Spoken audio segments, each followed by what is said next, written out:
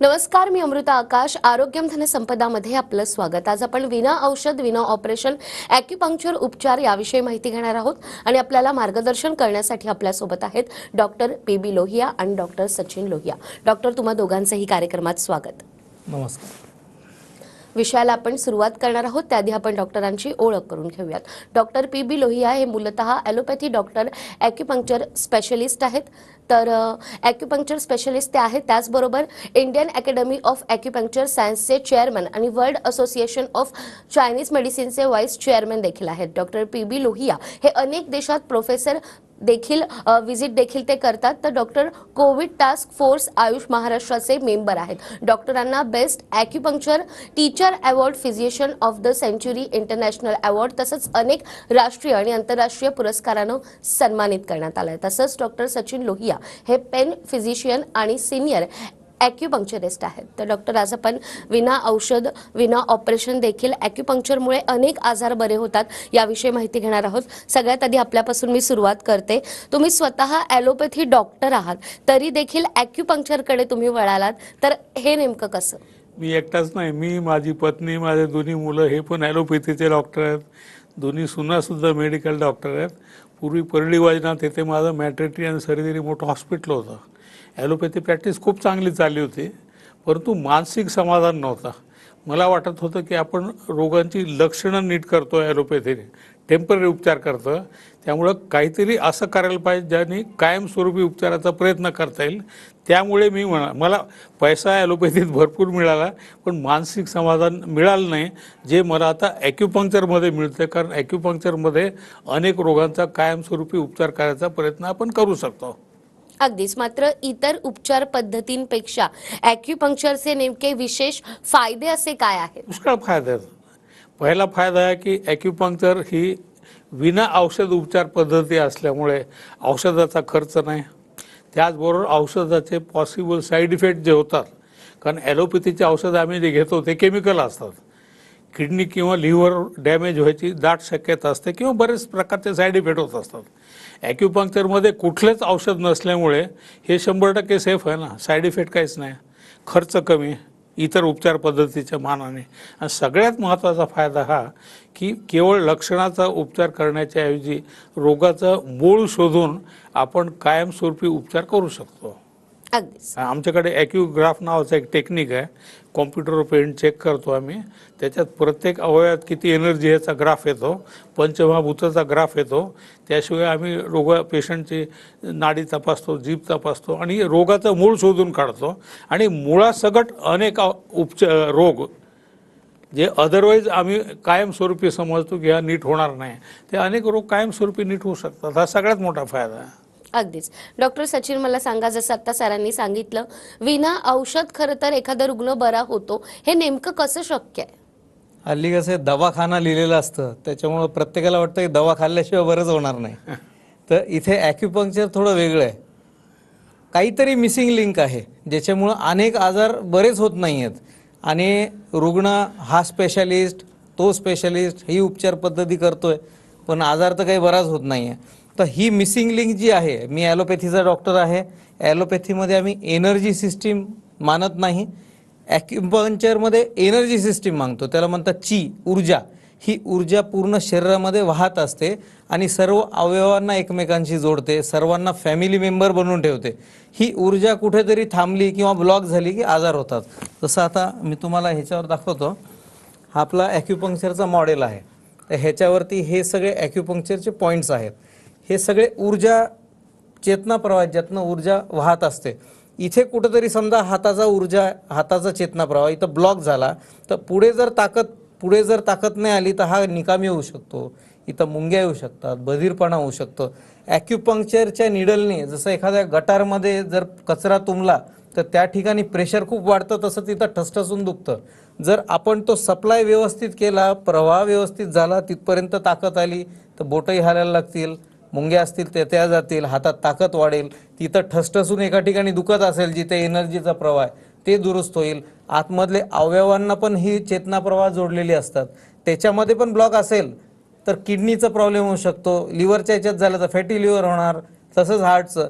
तर ह्या सगळ्या चेतना प्रवाहांनी आपण त्या ऑर्गनपर्यंत थेट पोहोचून त्याला आपण दुरुस्त करू शकतो आणि जिथे तक्रार आहे ते दुरुस्त करू शकतो. तसं सांगायला फार सोपं आहे, पण हे सगळा शोध लावावं लागतं की कुठले चॅनल प्रभावित आहे, काय करायचं याला उपचार. अगदीच. पण मग रुग्णांना असाही प्रश्न पडू शकतो की मग ॲक्युपंक्चरमध्ये नेमकं रोगाचं निदान कसं केलं जातं? रोगाचं निदान ॲक्युपंक्चरने आपण मुख्यतः, जसं आता मी ॲलोपॅथीचा डॉक्टर आहे, माझा रुग्णांना काय फायदा आहे, मी ॲलोपॅथीप्रमाणे पण रुग्णांचं डायग्नोसिस करू शकतो, ॲक्युपंक्चरप्रमाणे पण. तर दोघांचं साथ ज्यावेळेला मिळते त्यावेळेला मला रुग्ण लवकर बरा करायला फायदा होतो. ज्यावेळेला रुग्ण येतो तर मी त्याची नाडी तपासतो. नाडीप्रमाणे माझ्या लक्षात येतं की ह्याच्या सिस्टीममध्ये दोष कुठे आहे.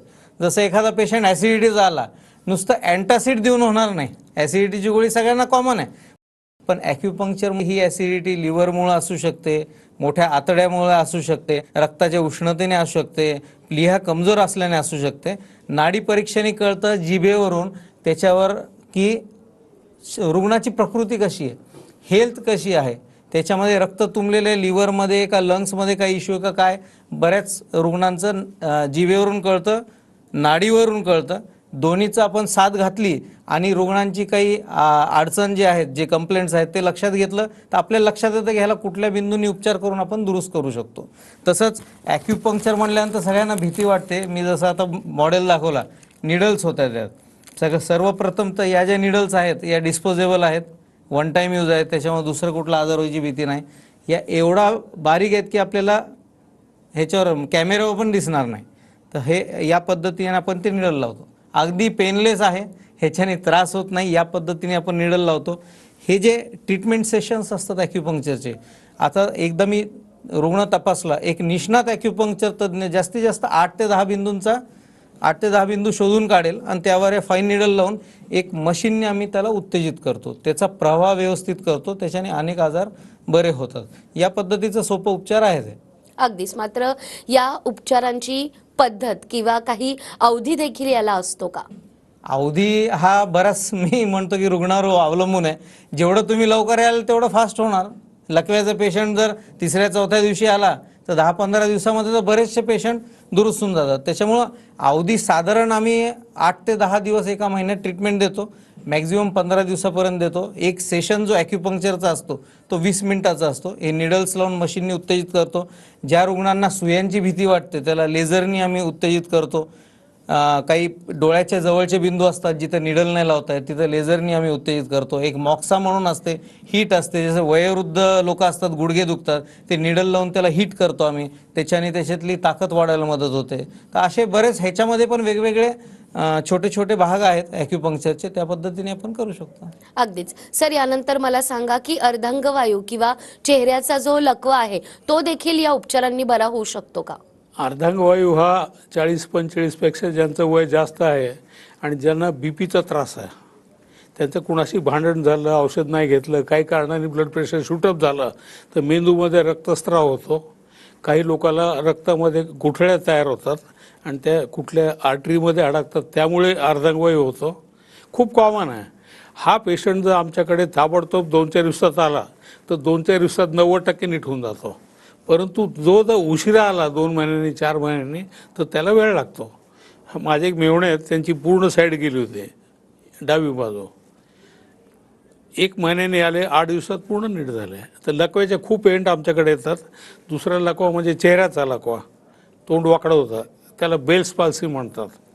मराठीत आपण तोंडावरून वारं गेलं म्हणतो. हा जर पेशंट 1 दिवसाने आला तर 1 दिवसातच पूर्ण नीट होऊ शकतो. खूपच चांगले रिझल्ट आहेत. तिसरा लकवा म्हणजे ॲक्सिडेंट झाल्यावर पाठीचा मणका मोडला, स्पायनल कॉर्डला धक्का लागला तर त्याचे इथं जर प्रॉब्लेम झाला तर दोन्ही हात आणि दोन्ही पाय जातात, लघवीचा आणि संडासचा कंट्रोल जातो. आणि खाली जर फ्रॅक्चर झालं पाठीत किंवा कमरेत तर त्याचे दोन्ही पाय आणि लघवी संडासचा प्रॉब्लेम होतो. असे पेशंटसुद्धा आमच्याकडे येतात. अशा पेशंटला ॲलोपॅथीत आम्ही काहीच करू शकत नाही. ॲक्युपंक्चरमध्ये बऱ्यापैकी आम्ही प्रयत्न करू शकतो. आमच्याकडे औरंगाबादचा एक पेशंट होता, गंगापूरचा, मोटरसायकलवरून पडला, 12 मणक्याचे 6 तुकडे झाले T12चे. दोन्ही पाय गेले, लघवी संडास गेली. हा पेशंट आमच्याकडे फक्त 8 दिवसात 100% नीट झाला. आमची जागतिक परिषद होती औरंगाबादला, तिथे हा पेशंट आम्ही सगळ्यांना दाखवला. विश्वास ठेवायला फार अवघड होता. चीन, इंग्लंड, अमेरिका सगळे डॉक्टर आलते. त्यांनी त्याची भरपूर परीक्षा घेतली, बसून उठून पाहिलं, बुक्के मारून पाहिलं. त्याला विचारलं किती वजन उचलतो. तो म्हणला मी आधी किराणा दुकानदार, आधी 70 किलो उचलत होतो, आता 120 किलो उचलतो.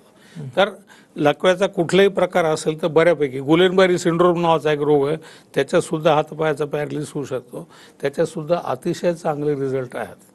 अगदीच. आणि यानंतर सचिन सर मला सांगा की गुडघ्याचं अनेकदा रुग्णांना ऑपरेशन सांगितलं जातं, तर हे देखील टळू शकतं का या उपचारांनी? लोकांना आम्ही जे गुडघेदुखीची ट्रीटमेंट देतो ते माझ्याकडे खूप कॉमन पेशंट आहेत. एवढे सुपरफास्ट रिझल्ट आहेत ना, पहिल्या 2-3 दिवसामध्येच पेशंट्सला, अनेक पेशंटला एवढा चांगला इम्प्रेशन होतो आणि त्यांना खात्री पटून जाते की हां माझं ऑपरेशन टळणार. कारण की आम्ही औषध देत नाही आहे.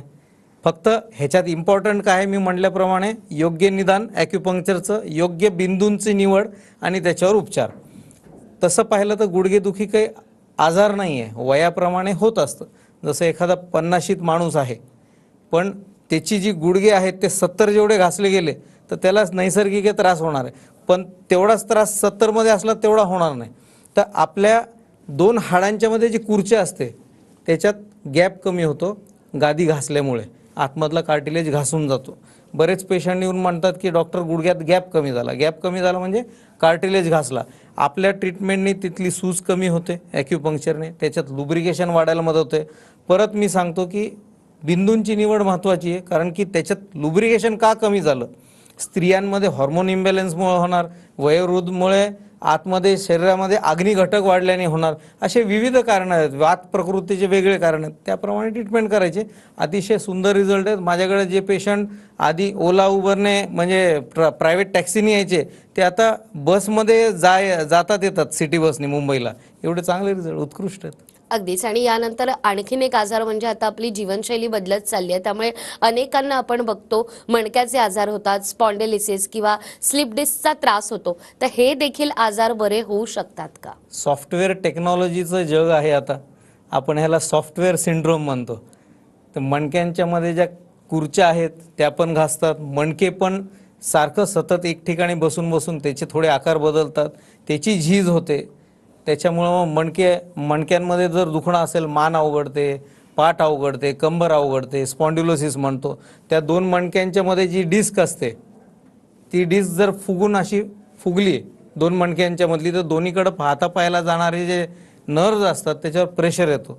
समजा कमरेत नस दबली, common L4, L5, L5, S1 या ठिकाणी बऱ्याच लोकांना स्लिप डिस्क होतं.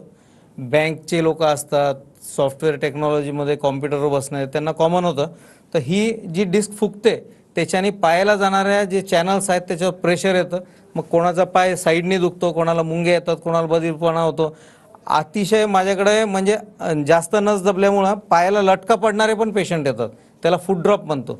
मानेमध्ये नस दबली आणि मानेमधली जी गादी फुगली तर तिथे नस दबून हाताला पण लटका पडू शकतो, हाताला मुंग्या येऊ शकतात. ॲक्युपंक्चरने एकदम सिम्पल वेमध्ये तिथली मध्ये बऱ्याच अगदी 60-70% लोक संधिवातातनं आपण मुक्त केलेले आहेत. त्याच्यामध्ये RA टेस्ट नावाची टेस्ट असते ब्लडची, ती पॉझिटिव्ह असते. कधी हा सांधा दुखतो, कधी हा सांधा दुखतो.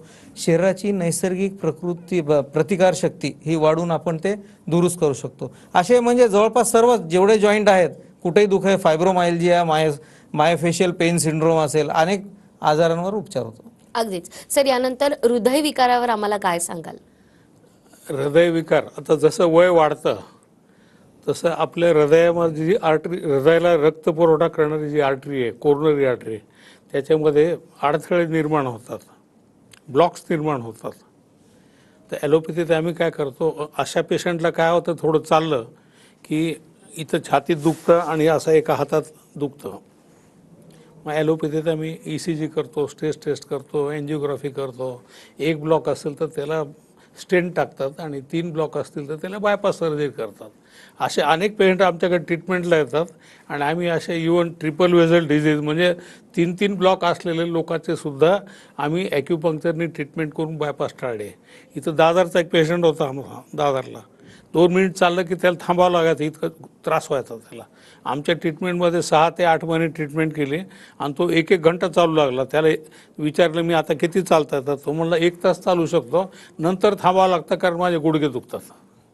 तर हृदयविकार चांगला आहे. त्याच्या व्यतिरिक्त डायबिटीससाठी सुद्धा ॲक्युपंक्चरने आम्ही शुगरचं प्रमाण कंट्रोल करू शकतो.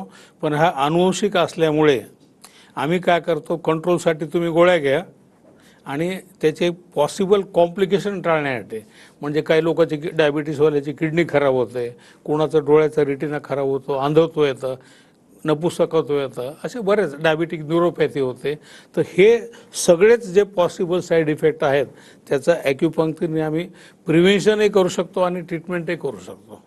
अगदीच. डोळ्याच्या देखील विकारांबाबत काय सांगाल? डोळ्याचे कॉमन विकार जे आमच्याकडे येतात ते ऑप्टिक ॲट्रोफी, म्हणजे डोळ्याची जी नर्व असते ऑप्टिक नर्व ती खराब होणे. त्याच्याने हळूहळू काही लोकांना ग्लॉकोमामुळे खराब होते, काही लोकांना ॲलोपॅथीच्या औषधाच्या साईड इफेक्टमुळे ऑप्टिक ॲट्रोफी होते. ॲलोपॅथी त्याला काहीच करता येत नाही. या पेशंटला आमच्याकडे आम्ही चांगले प्रयत्न करू शकतो.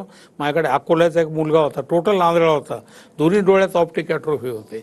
6 ते 8 महिने, दर महिन्यात 10 दिवस ट्रीटमेंट, 6 ते 8 महिन्यात तो 90-95% चांगला झाला. असे बरेच होतात.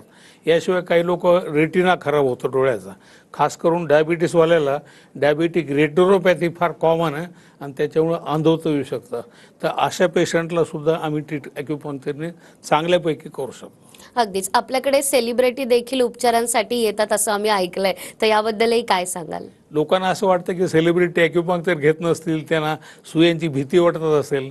पण माझ्याकडे बऱ्याच सेलिब्रिटीचा मी उपचार केला आहे. क्रिकेटचा देव ज्याला म्हणतात सचिन तेंडुलकर आहे, किंवा बिरजू महाराज आहे, जगविख्यात Birju Maharaj, film star Manoj Kumar, tennis star Sania Mirza, अशा बऱ्याच लोकांनी आम्ही ॲक्युपंक्चर केलेलं आहे. हसत खेळत घेतात, कारण शेवटी लोकांना चांगलं व्हायचं असतं कसं आहे करून. जसं सरांनी आता सांगितलं की आपल्याकडे वेगवेगळ्या आजारांवर उपचार होतातच, यात मायग्रेन बद्दल देखील मला जाणून घ्यायचं आहे. मायग्रेन सारख्या आजारावर कसे उपचार करता? मायग्रेनमध्ये मेंदूमध्ये जी रक्तवाहिनी असते ती फुगून जाते आणि त्याला अनेक कारणं असतात ट्रिगर. बऱ्याच लोकांना डोकेदुखीसोबत ॲसिडिटी होते, काही लोकांना मानदुखी असते. तर मायग्रेनमध्ये डोकेदुखी फार तीव्र असते, आतमधल्या रक्तवाहिन्या फुगल्यामुळं मेंदूवर दबाव पडतो, त्याच्यामुळे ठक ठक ठक ठक असं डोकं दुखतं आणि ते अजिबात सहन होत नाही. माझ्याकडे एक पेशंट होती, माझे सर आहेत MD फिजिशियन, त्यांची नातच, ती 7 सायबेलिनच्या टॅबलेट सोबत घ्यायची. तर आपल्या ट्रीटमेंटनी मायग्रेन जे मेंदूमध्ये हीट असते ती ॲक्च्युअल लिव्हर हीट असते, ती लवकर आपण कमी करतो, त्याच्याने ती बरी झाली. मायग्रेनला उत्तम रिझल्ट आहेत. अगदीच. आणि तुम्ही आतापर्यंत या सगळ्या विषयांवर अनेक पुस्तकं लिहिली आहेत, त्यामुळे जाता जाता तुम्ही जी स्वतः पुस्तकं लिहिली आहेत त्याबद्दल काय सांगाल? मी बरेच पुस्तकं लिहिली. बेसिक ॲक्युपंक्चर, ॲडव्हान्स, आता हे पुस्तक आहे ॲडव्हान्स ॲक्युपंक्चर, हे सगळ्या जगात वापरलं जातं, युनिव्हर्सिटीजमध्ये सुद्धा. पुन्हा हे ॲक्युप्रेशरचे काही पुस्तक आहेत, हे वाचून पेशंट घरच्या घरी स्वतःचा उपचार, 40-50 रोगाचा उपचार घरच्या घरी केवळ पॉईंट दाबून कसा करायचा ते दिलं. हे लोक घरी करू शकतात. पुन्हा हे ॲक्युपंक्चरचं बेसिक पुस्तक आहे, हे टेक्स्टबुकमधून बऱ्याच विद्यापीठात हे वापरलं जातं, टेक्स्टबुक ऑफ ॲक्युपंक्चर. हे मेडिकल ॲक्युपंक्चर नावाचं एक पुस्तक आहे, हे सुद्धा सगळीकडे जातं. खरं तर वेगवेगळे असे आजार आहेत आणि त्या आजारांवर ॲक्युपंक्चरनं उपचार होतात आणि त्याचा अनुभव तुमच्याकडे, म्हणूनच आज तुम्ही आम्हाला इतकी महत्त्वाची माहिती दिली. तुम्हा दोघांचेही खूप खूप आभार. थँक्यू. नमस्कार. त्याचबरोबर आरोग्यम धनसंपदामध्ये वेळ झाली आहे इथेच थांबण्याची. पुन्हा भेटूया अशाच एका नव्या विषयासह. तोपर्यंत नमस्कार.